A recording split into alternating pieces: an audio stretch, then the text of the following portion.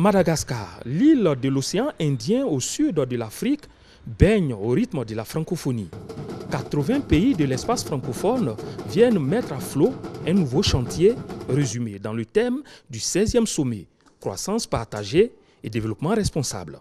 Nous sommes convaincus, mesdames et messieurs, que si le monde veut durablement et efficacement lutter contre la pauvreté, créer les richesses pour le grand nombre, tout en préservant ses ressources naturelles et en ralentissant le réchauffement climatique, la communauté francophone doit multiplier les initiatives pour aller vers un monde plus juste et un développement soutenable.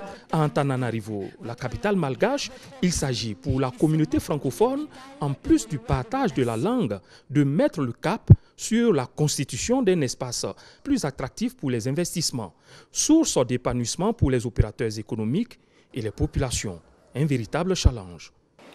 La francophonie est loin d'avoir exploité tout son potentiel économique, alors même qu'elle dispose des technologies parmi les plus avancées, que l'esprit d'entreprise et d'innovation y prospère et qu'elle a l'avantage de l'affinité linguistique et d'une même tradition juridique pour beaucoup de ses pays membres. Nous devons faire en sorte qu'il y ait plus de médecins, de personnel soignant qui puissent être formés. Nous devons multiplier nos réseaux d'experts en santé publique. Nous devons abaisser le prix des médicaments. Il est insupportable que des populations, parce qu'elles sont pauvres et démunies, soient en plus victimes de fléaux sanitaires. Seulement, tous ces défis ne pourront être relevés que dans un climat de paix, de sécurisation des affaires et de solidarité sociale. La communauté francophone en est consciente.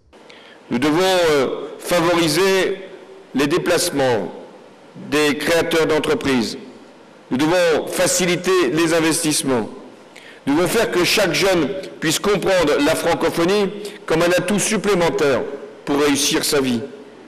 Nous devons multiplier les forums économiques. Nous devons faire que la francophonie puisse se conjuguer avec la science, avec la recherche, avec l'innovation, avec la technologie.